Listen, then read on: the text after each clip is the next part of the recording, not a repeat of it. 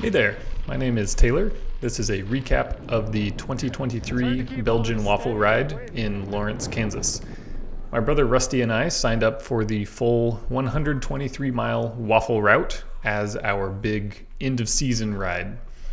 We rode 63 miles at Gravel Locos in May, and in the 5 months since then, we have been training about 10 hours per week. Good luck out there. Being at the start line with more than 400 other riders was exciting, even though some of them were doing the shorter routes. I was eager to get rolling, partly because it was cold and windy. Passing us on the left in the yellow and red jersey is Drew Dillman, who ended up finishing third. You can see how quickly he moves through the crowd to get up with the front group. Unfortunately, there was a little bit of a bottleneck right here at the start. I think everyone made it through all right, but it's just a bit weird to be dodging porta potties and trucks at the beginning of an organized ride. My brother and I had been training all summer in Texas, so it was usually sunny and the heat index was often above 100 degrees. That made the cool weather in Kansas feel even colder to us. It was about 55 degrees with up to like a 20-mile-an-hour wind out of the northwest. So he and I both bought a bunch of new cold weather gear just for this ride. Most of our training was on the road.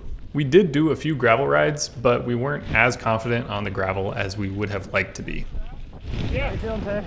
This route had over 7,000 feet of climbing with grades up to 18%. During training, we were lucky to do half of that much climbing over an entire week.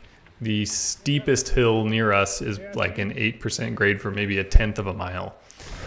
Our plan for this ride was to hold 300 watts during the climbs so as to avoid burning out way too early. How you doing, Tay? The promotional material for this event said it's as much an eating competition as it is a bike race, and that's definitely true. We found it challenging to eat while riding due to both the gravel and the hills. The food we brought was Cliff shot blocks, which are normally fine in the heat, but in the cold, they became very difficult to chew quickly. So if I was going to do this again, I would bring something that didn't require chewing, just like syrup. This rider on my left really pushed hard on the climbs. They kept passing us on the uphills, and then we would pass them on the downhills. Eventually, they turned off for one of the shorter routes, so I think we made the right call holding our 300 watts and not trying to keep up with them. The aid stations were well stocked with plenty of water and mix and food. The people manning them were friendly and helpful too. That being said, I did have two minor complaints. The first is that the drink mix, while it did have carbohydrates, it was potato and rice based rather than sugar based. That seemed like an unusual choice to me. It's not a drink mix that I'm used to. And my second complaint is that a lot of the food had caffeine in it, which made it hard to balance getting enough to eat with consuming too much caffeine.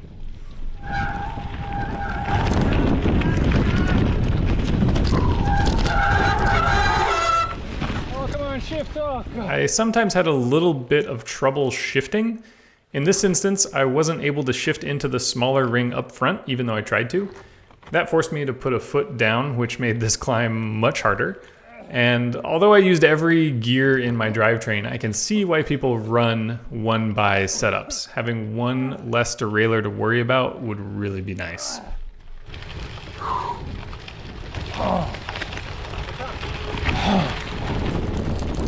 Some of the downhills turned into washboards about halfway down. That made it hard to maintain control while keeping a reasonable speed. And as you can see with this guy, sometimes your bottles wanted to pop off the bike. Fortunately for Rusty and me, we never lost any bottles. I think we were both underprepared for the more technical parts of this ride.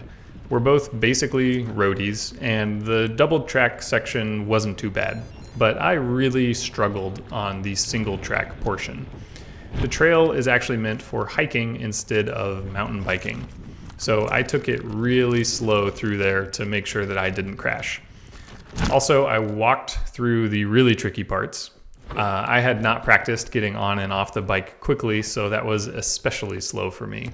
I'm sure cyclocross riders did a lot better through this section. There he is. After the single track, we had these nice connector paths through some fields. It may look smooth on video, but the ground was surprisingly bumpy. Still, it was nice for things to open up and not worry about running into trees for a little while. My brother was waiting for me there because he heard my disc brakes squealing in the distance and knew I'd be coming. I should take a minute to describe our goals. So we had finished Gravel Locos in about 4 hours, and that was a 63-mile ride. We also finished a 101-mile road ride in just under 5 hours. So we thought 8 hours was a reasonable goal for this 123-mile gravel ride. Honestly, though, for me, I just wanted to finish and thought maybe we'd take around 9 hours. At this point, we're about 4.5 hours in. We've done a little less than half of the course, so it might seem like we're behind our 8-hour goal, but we had been fighting a headwind basically the whole time. We figured that we could make up some time once we turned around and had that wind behind us.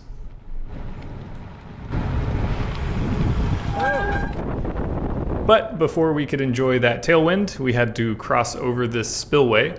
The crosswind was strong here since we're at the crest of a hill and there's nothing to break the wind. The wind was so strong that it nearly blew us over, and I feel bad for that photographer just had to sit there in the wind all day. Most of the cars we encountered were courteous and gave us plenty of room as they passed, but this truck, towing farm equipment, passed close to us for seemingly no reason.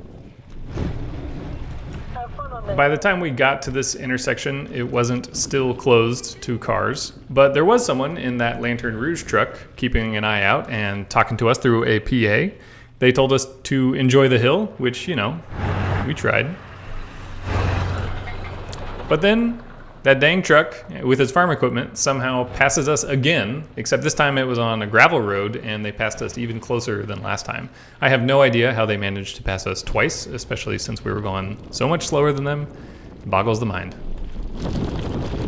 Aside from cars, the other excitement we encountered on the road was dogs. One of them charged right up to us, but then kept its distance.